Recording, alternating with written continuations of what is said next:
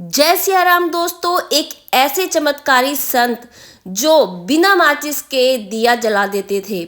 जी हाँ, संत सियाराम बाबा। आपको जानकर हैरानी होगी कि संत सियाराम बाबा जब भी रामचरितमानस का पाठ करते थे और भगवान के सामने दिया जलाते थे तो वो माचिस का यूज़ नहीं करते थे। वो हमेशा अपने मंत्रों की शक्ति से दिए को जला देते थे। संत सियाराम बाबा आज इस दुनिया में नहीं रहे, परंतु जाते जाते भी वह अपने चमत्कारों को दुनिया के सामने प्रकट कर गए। संत सियाराम बाबा निमाण में रहते थे। यह 110 साल तक हमारे बीच रहे। सियाराम बाबा एक महान संत थे। संत सियाराम बाबा एक ऐसे व्यक्ति थे जिन्होंने अपनी उम्र का एक हिस्सा सिर्फ लंगोट धारण करके ही बिता दिया था। 1933 में संत सियाराम बाबा अपने सन्यासी जीवन में आए। उन्होंने नर्मदा नदी के किनारे साधना व तपस्या की थी। इन बाबा ने 10 साल तक खड़े होकर तपस्या की। वह नित्य प्रति रामचरितमानस का पाठ करते थे और वह हनुमान जी के परम भक्त थे। संत सियाराम बाबा अपने भक्तों को कई चमत्कारी चीज़ें दिखा चुके हैं। बाबा के पास एक केतली थी जिसमें वह सभी भक्तों के लिए चाय देते थे, चाय पिलाया करते थे और उस केतली में कभी चाय खत्म नहीं होती थी। जो कोई भक्त भी बाबा के पास जाता वह उस केतली से उन सबको चाय पिलाते थे। उस केतली में कभी भी चाय खत्म नहीं होती थी। वह सबको बहुत ही प्रेम पूर्वक चाय पिलाया करते थे। बाबा संत सियाराम में इतनी ज़्यादा शक्ति थी कि उन्होंने अपनी मंत्रों की शक्ति से अग्नि को प्रज्वलित कर दिया था। माचिस के बिना वह दिया जला देते थे। सियाराम बाबा रामचरितमानस का निरंतर पाठ करते रहते थे। बाबा ने अपने जीवन में इतना तप, आराधना व योग साधना की कि योग साधना की वजह से उन्होंने अपने शरीर को इस तरह का कर लिया था कि चाहे जितनी भी सर्दी पड़ जाए या गर्मी पड़ जाए वह सिर्फ एक लंगोट में ही रहते थे। यह सब परिस्थितियां उनकी आत्मा के बल को तथा उनकी कठोर तपस्या को दिखाता था। 70 साल तक रामचरितमानस का निरंतर पाठ किया है संत सियाराम बाबा ने। संत सियाराम बाबा एक सिद्ध पुरुष थे।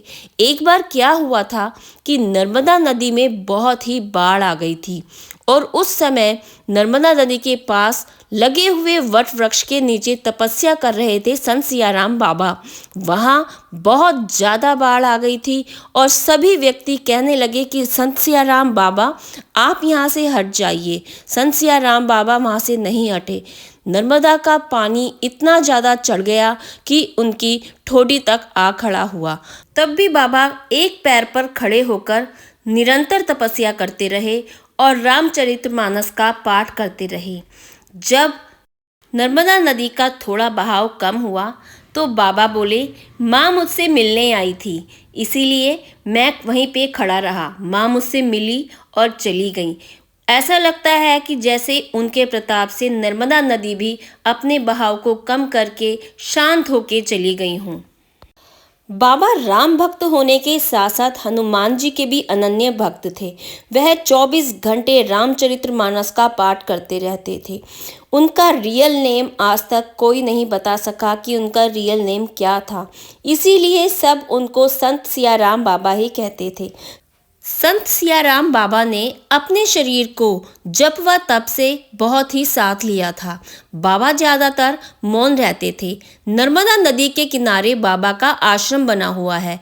वह जो भी भक्त आता है और अपनी इच्छा से दान दक्षिणा चढ़ाता है तो बाबा सिर्फ 10 रुपये ही लेते हैं और बाकी के पैसे वापस कर देते हैं, चाहे वो हजारों में हो या लाखों में।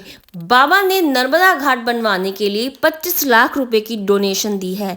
बाबा ने बहुत मंदिरों का और आश्रमों का भी डोनेशन देके मार्गदर्शन किया है। इस 110 साल के जीवन में बाबा ने सबको यही शिक्षा दी कि सत्य की राह पर चलना चाहिए। सब कुछ नश्वर है, सिर्फ एक राम सिया का नाम जप ही मनुष्य के जीवन में आधार है। और यह बाबा ने सत्य करके भी दिखाया, क्योंकि जिस दिन बाबा बैकुंठ धाम को गए उस दिन एकादशी थी। एकादशी यानी कि मोक्षदा एकादशी थी। ऐसा लग रहा है कि बाबा को स्वयं श्री हरि नारायण भगवान विष्णु अपने साथ प्रेम के साथ हाथ पकड़कर बैकुंठ धाम को लेकर गए हैं, क्योंकि मोक्षदा एकादशी वाले दिन, इतने पावन दिन पर बाबा सिया राम जी पंच तत्व में लीन हो गए।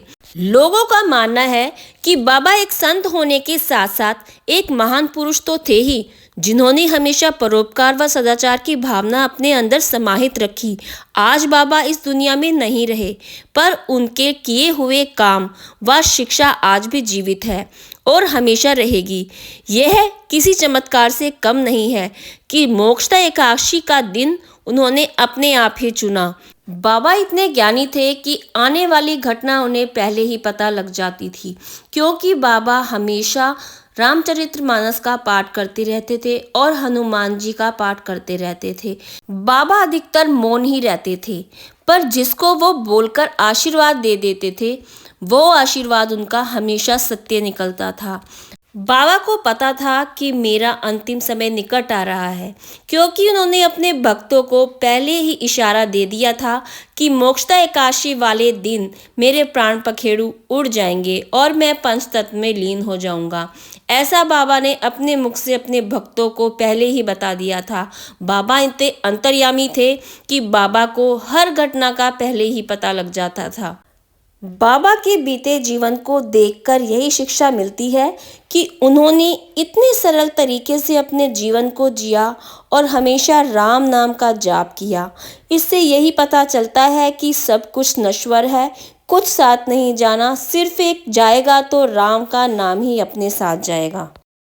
संत सिया राम बाबा के बारे में बताया जाता है कि जब वह तपस्या कर रहे थे तो वह सिर्फ नीम के पत्ते और बेल पत्र खाकर ही तपस्या करते थे। वो और कोई खाना नहीं खाते थे, सिर्फ नीम के पत्ते खाते थे और बेल के पत्र खाते थे। इस तरह के संत हमारे देश में बहुत ही कम रह गए थे। आज हमें एक महान संत खोने का बहुत बड़ा दुख है। संत सिया राम बाबा 110 साल के होकर अपने जीवन को त्याग कर मोक्ष धाम को गए हैं। संत सिया राम बाबा की जय हो। जय सिया राम। दोस्तों, अगर आपको मेरा वीडियो पसंद आया हो, अगर ये इन्फॉर्मेशन आपको पसंद आई हो, तो प्लीज़ लाइक, शेयर और सब्सक्राइब जरूर कीजिएगा। जय सिया राम दोस्तों।